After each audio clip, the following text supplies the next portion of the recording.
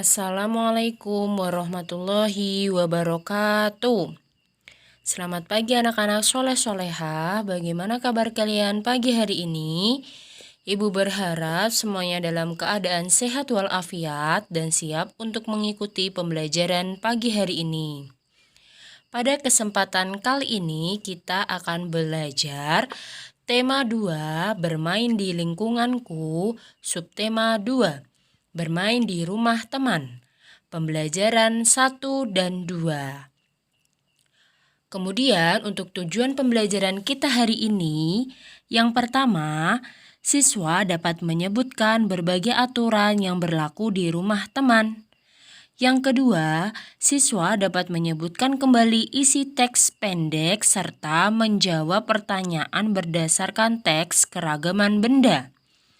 Yang ketiga, siswa dapat menuliskan perkalian dari penjumlahan benda dan menyelesaikan soal cerita tentang perkalian.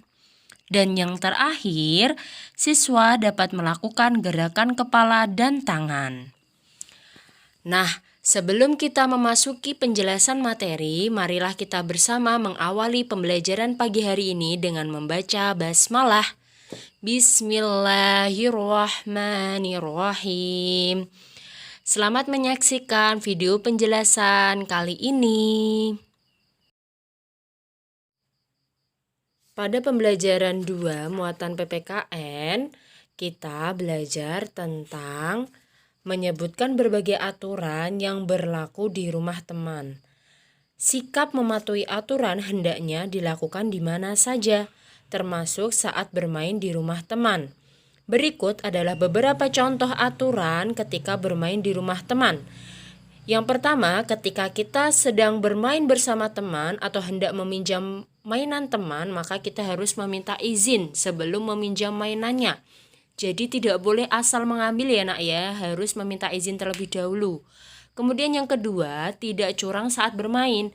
Nah, ketika sedang melakukan permainan bersama, kita harus sportif, tidak boleh curang. Kemudian yang ketiga, merapikan mainan setelah bermain. Ketika kita sudah selesai untuk bermain, maka jangan lupa untuk merapikan mainannya kembali seperti semula. Saat di rumah teman, hendaknya mematuhi peraturan tersebut, karena kita sedang bertamu anak-anak. Sehingga sebagai tamu penting sekali bagi kita untuk mematuhi aturan-aturan yang ada di rumah teman kita. Seperti itu ya anak-anak soleh-solehah. Kita dapat menerapkan perilaku yang baik ketika bertamu atau bermain ke rumah teman. Sebelum kita menyebutkan kembali isi teks pendek, kita harus memahami terlebih dahulu apakah itu teks pendek. Nah, teks pendek disebut juga dengan cerita pendek, yang mana cerita pendek adalah karangan cerita yang ditulis secara ringkas atau singkat. Itu disebut cerita pendek atau teks pendek. Anak-anak, menyebutkan kembali isi teks pendek dapat dilakukan setelah mendengar atau membaca teks. Jadi kita bisa menyebutkan kembali isi teks pendek setelah membacanya atau mendengarkan teks yang kita hendak ketahui apakah isi dari cerita tersebut. Nah, langkah-langkah untuk menyebutkan isi teks pendek yang pertama, membaca teks cerita. Jadi kita harus membaca terlebih dahulu teks cerita tersebut agar kita bisa mengetahui. Jadi langkah yang pertama yaitu membaca teks ya. Lalu yang kedua, selain membaca teks tersebut, kita harus pahami isi teks cerita. Jadi tidak hanya sekedar membaca ya nak ya. Jadi kita juga harus memahami isi dalam cerita tersebut. Dan yang ketiga, carilah pokok cerita yang sering muncul. Nah, yang dimaksud pokok cerita yang sering muncul itu biasanya ada tokoh cerita, tempat kejadian cerita, waktu kejadian cerita. Itu yang disebut pokok cerita yang sering muncul. Biasanya dalam cerita itu sering muncul hal-hal tiga ini, tokoh cerita, tempat kejadian cerita, serta waktu kejadian cerita. Nah, di situ adalah pokok cerita yang sering muncul dalam teks pendek. Nah, bisa difahami sampai di sini untuk langkah-langkah menyebutkan isi teks pendek. Berikutnya, kita akan menyimak teks berikut ini. Jadi ibu sajikan sedikit teks pendek atau cerita pendek tentang bermain layang-layang. Pada hari Minggu, Adi dan Dimas bermain layang-layang. Mereka bermain di lapangan. Sesampainya di lapangan, mereka menerbangkan layang-layang. Saat mereka asik bermain, angin bertiup sangat kencang. Angin itu membuat layang-layang milik Dimas putus dan terbang. Isi teks cerita tersebut adalah pada hari Minggu, Adi dan Dimas bermain layang-layang. Di manakah bermainnya? Di lapangan dekat rumah. Nah, untuk waktunya itu hari Minggu ya. Kemudian untuk tokoh dalam cerita yaitu Adi dan Dimas. Lalu tempat kejadian cerita yaitu di lapangan dekat rumah. Nah, seperti itu ya nak ya, cara mengetahui isi teks atau menyebutkan isi teks pendek. Kemudian pada pembelajaran kedua, menjawab pertanyaan berdasarkan teks keragaman benda yang dapat kita lakukan setelah membaca teks, anak-anak menjawab pertanyaan tentang isi teks tersebut. Langkah-langkahnya bagaimana nak? Yang pertama, bacalah seluruh teks dengan seksama, kemudian fahami isi teks seperti yang Bu sampaikan tadi. Lalu jika masih kurang paham, ulangi membaca teks tersebut. Kemudian anak-anak tulis atau ingatlah hal-hal penting di dalam teks tersebut. Bisa dilihat pada halaman 109 ya. Di situ ada ayo berlatih tentang benda padat. Nah, anak-anak bisa berlatih di situ, membaca teks mengenai benda padat, kemudian difahami dan temukan kosakata-kosakata baru, serta jawab pertanyaan dari teks yang ada di situ. Nah, itu adalah cara untuk menjawab pertanyaan. Nah ya, jadi kita pahami dulu teks benda padat. Kemudian setelah kita memahami dengan betul teks tersebut, kita akan mudah untuk menjawab pertanyaan berdasarkan teks keragaman benda yang ada dalam Ayo Berlatih halaman 109. Nah, anak-anak bisa praktekkan dan baca dengan seksama, oke? Selanjutnya, pada muatan matematika menuliskan bentuk perkalian dari penjumlahan benda. Nah, di sini Ibu langsung sajikan dengan soal cerita. Pada hari Minggu kemarin, Ali, Beni, dan Chandra memetik buah mangga di kebun. Masing-masing dari mereka memetik 2 buah mangga. Berapa banyak buah mangga yang mereka petik? Bagaimana bentuk perkaliannya? Nah, sekarang mari kita selesaikan soal cerita berikut ini.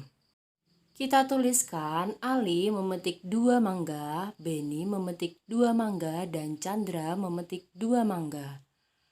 Kemudian kita tuliskan dalam angka Ali memetik 2 mangga ditambah milik Beni 2 mangga ditambah milik Chandra 2 mangga. Kemudian bagaimana caranya, yaitu kita jumlahkan keseluruhannya. Mangga milik Ali ditambah mangga milik Beni ditambah mangga milik Chandra, yaitu 2 ditambah 2 ditambah 2. Kita jumlahkan, ada 1, 2, 3, 4, 5, dan 6. Jumlah keseluruhannya yaitu ada 6 mangga. Kemudian anak-anak bisa lihat, perhatikan di situ ada bilangan yang diulang-ulang. Bilangan yang berulang-ulang. Ada berapa? 1, ada angka 2, 1, kemudian 2, 3. Ada bilangan berulang-ulang sebanyak 3. Jadi anak-anak bisa tuliskan dalam perkalian yaitu 3 dikali 2. 3 yaitu bilangan yang berulang-ulang atau bilangan yang diulang itu terdapat 3, sebanyak 3. Kemudian 2 adalah isi setiap kotak tadi, yaitu angka 2. Yang diulang-ulang adalah bilangan 2. Maka bentuk perkaliannya adalah 3 dikali 2 ya menghasilkan 6. 2 ditambah 2 ditambah 2 yaitu hasilnya 6. Sampai di sini sudah bisa difahami?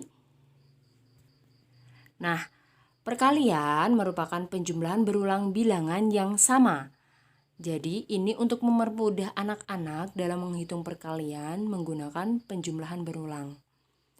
Nah, kita masuk pada penjelasannya. 2 ditambah 2 ditambah 2 sama dengan kita tambahkan 2 tambah 2, 4. Kemudian 4 ditambah 2 yaitu 6. Sama dengan 6. Nah, kita lihat di situ terdapat bilangan berulang-ulang sebanyak 3 kali. Nah, diulang sebanyak 3 kali dan bilangan yang diulang yaitu bilangan 2. Sehingga 3 dikali 2. Hasilnya yaitu 6. Nah, begitu cara menuliskan perkaliannya. Karena ada angka 2 sebanyak 3 kali, maka kita kalikan 3 kali 2. 2 yaitu bilangan yang berulang-ulang, 3 yaitu jumlah bilangan yang diulang-ulang. Ya, 2 ditambah 2, 4, kemudian ditambah 2 lagi, 6. Ada 3 bilangan yang dijumlahkan, ya. Bisa dimengerti ya? Oke, selanjutnya 5 dikali 2. Nah, bisa dilihat 5 dikali 2. Maka yang ditambahkan atau diulang-ulang itu adalah 2 sebanyak 5 kali. 2 ditambah 2, ditambah 2, ditambah 2, ditambah 2.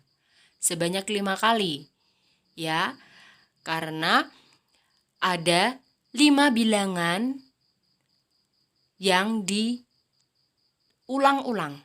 Bisa dilihat pada warna kuning yaitu banyak penjumlahannya yaitu 5 kali, sedangkan yang warna hijau adalah bilangan yang dijumlahkan. Bisa dilihat 2 ditambah 2, 4, kemudian ditambah 2, 6, ditambah 2, 8, dan ditambah 2 lagi yaitu 10. Sehingga hasilnya 5 dikali 2 sama dengan 10. Begitu ya nak ya. Sampai di sini bisa difahami? Kita masuk ke contoh berikutnya. Pada soal cerita, ibu memiliki 3 kotak kue. Masing-masing kotak berisi 4 kue donat. Berapa banyak donat yang dimiliki ibu? Tuliskan dalam bentuk perkalian. Nah, di situ sudah ada kata kuncinya yang berwarna biru. Ibu memiliki 3 kotak, yang mana setiap kotaknya berisi 4 kue. Jadi kita siapkan 3 kotak. Kemudian setiap kotaknya berisi 4, ditambah 4, ditambah 4. Kita jumlahkan. Dari kotak yang pertama, yaitu terdapat 4 ditambah kotak kedua, ditambah 4, kemudian kotak ketiga ditambah 4. Hasilnya yaitu 12. Ya, 12 itu adalah hasil 4 ditambah 4 ditambah 4. Nah, untuk bentuk perkaliannya bagaimana? Kita lihat ada berapa banyak bilangan yang diulang. Di situ anak-anak bisa lihat ada berapa banyak? 3 bilangan berulang dan setiap bilangannya yaitu 4. Maka bentuk perkaliannya adalah 3 dikali 4. Ya, 3 itu adalah bilangan yang berulang itu berjumlah 3. Kemudian 4 adalah bilangan yang diulang-ulang yaitu 4. Nah, begitu ya. 3 dikali 4 sama dengan 12. Perlu diingat untuk bentuk penjumlahannya anak-anak jangan sampai terbalik ya. Kemarin sudah ibu jelaskan untuk yang bagian depannya adalah jumlah bilangan yang diulang-ulang. Kemudian untuk bagian belakangnya itu adalah bilangan yang diulang-ulang. Nah, seperti itu ya nak ya. Selanjutnya kita masuk pada muatan SBDP melakukan gerakan kepala dan tangan. Nah, apakah setiap hari kita selalu menggerakkan tubuh anak-anak? Tentu ya, bagian tubuh mana saja sih yang selalu kita gerakan? Nah, bagian tubuh yang selalu kita gerakan itu ada kepala, tangan, dan kaki. Tapi hari ini kita akan belajar tentang kepala dan tangan terlebih dahulu ya. Anak-anak, gerakan kepala yang biasa kita lakukan itu bisa kita gerakan ke bawah, ke atas, ke samping kanan, dan ke kiri. Anak-anak bisa melakukannya dalam 8 hitungan. Ya, jadi tengok ke kanan, ke kiri, ke atas, dan ke bawah. Kemudian untuk gerakan tangan itu bisa kita lakukan menggerakkan ke atas dan ke bawah, kemudian ke samping kanan dan ke kiri. Lakukan dalam 8 hitungan. Seperti itu. Nah, maka dari gerakan kepala dan tangan tersebut kita bisa padukan menjadi sebuah gerakan untuk tarian. Ya, dalam setiap hari kita melakukan gerakan, salah satu contohnya yaitu gerakan saat bermain layang-layang. Nah, saat bermain layang-layang, kita melakukan 2 gerakan. Gerakan apa saja, Nak? Gerakan kepala dan tangan. Gerakan kepala itu menengadah ke atas ketika memainkan layang-layang. Sedangkan gerakan tangan yang kita lakukan yaitu menarik dan mengulur benang. Jadi kita gerakan ke atas dan ke bawah. Seperti saat kita mempraktekkan bermain layang-layang. Nah, seperti itu ya anak-anak soleh-solehah. Alhamdulillah pembelajaran kita hari ini telah selesai. Tugas kita hari ini mengerjakan Bu Pena halaman 110, nomor 1 sampai 7, muatan PPKN KD 3.2. Dikerjakan di Bu Pena saja ya anak-anak. Terima kasih. Wassalamualaikum warahmatullahi wabarakatuh.